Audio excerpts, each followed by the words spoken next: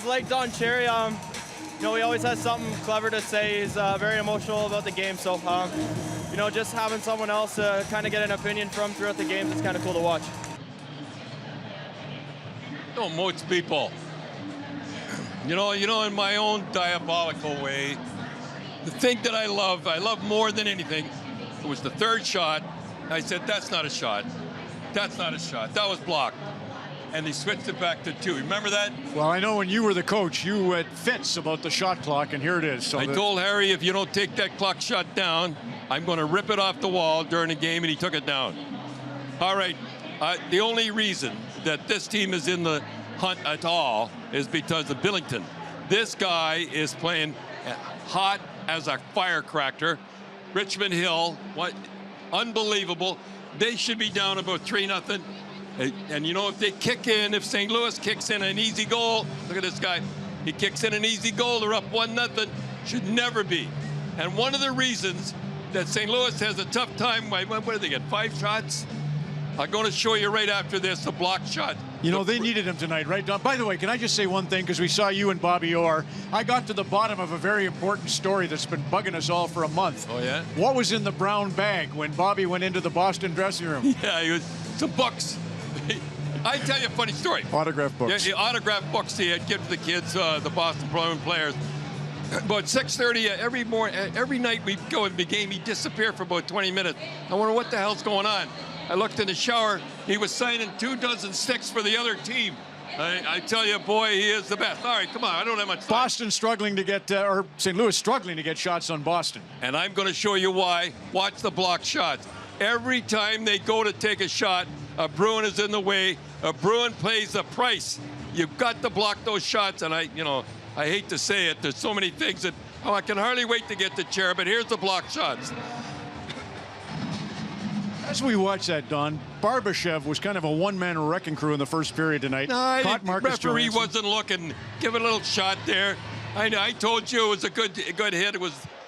Let's not get anybody else suspended. All right. Now, kids. Zdeno Chara, as you said. We're going to show this. How many times have I said, don't stick it? I watch the TV down here. I watch the papers, the whole deal. Not once did they say a stupid play. Here's a guy, 42 years old, wasn't learned when he was a kid. I played 16 years. I never had that happen to it. I saw Bada. I saw Al Arbor. I saw him badly cut. Larry the Rock Seidel. You never put your stick like that. Here's a guy, 42 years old, never learned when he was young. Young coaches at the side, never out in front. All right, Tarasenko drew the penalty the other night, we feel. It was Connor Clifton got him with kind of a similar hit to the Barbashev, and it obviously ticked off Bruce Cassidy. It was nothing. He looks at, oh, I better do. Now here he is. Why would he clap? Why would he give thumbs up after that? He's saying the crowd, and it's the same thing I did. Everybody thinks I was showing off. This is what I do. The crowd called the penalty. Tarasov wasn't hurt at all.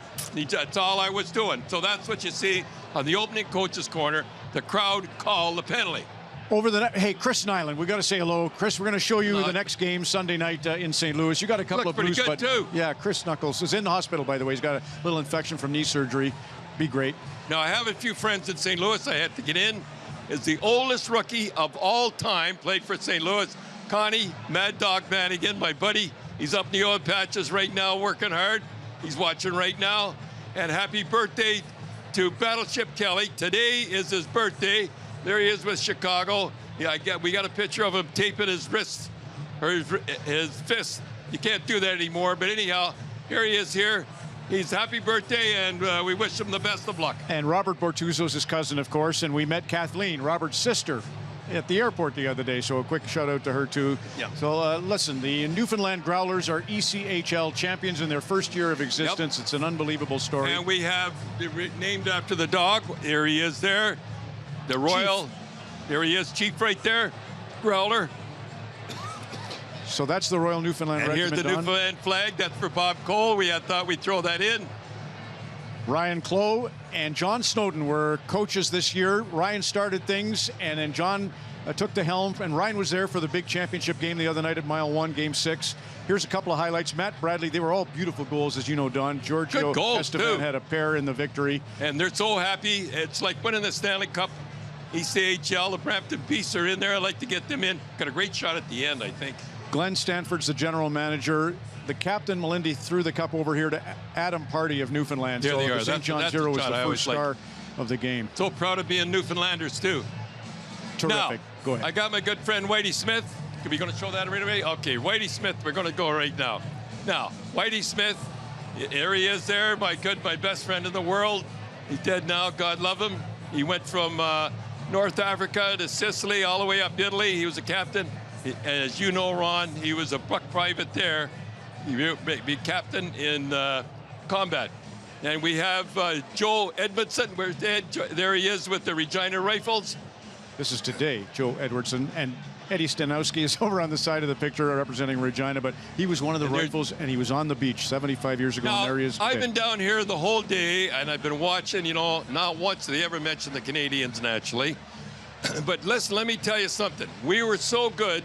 We were 15 miles in. Everybody else was on the beach.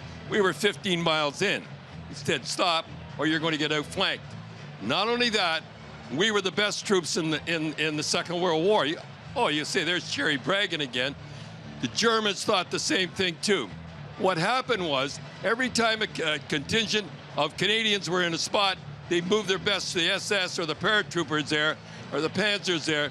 It got to the point they were after the Canadians so good that we had to spread the patches around. That's how good we were. We were the best. 15 miles in, we were the best. You know why? Because everybody volunteered. Anybody, if you've ever fought anybody that wants to fight, you're in trouble. And we were the best. We were 15 miles in, and there we come off.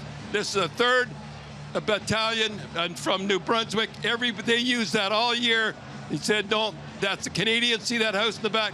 This is actual photos, only photos of the actually going in to the battle. And they're from New Brunswick, and I had to get that in there, boy. They are the best. And I brought this down. I know you can't see it. Don't forget our troops now.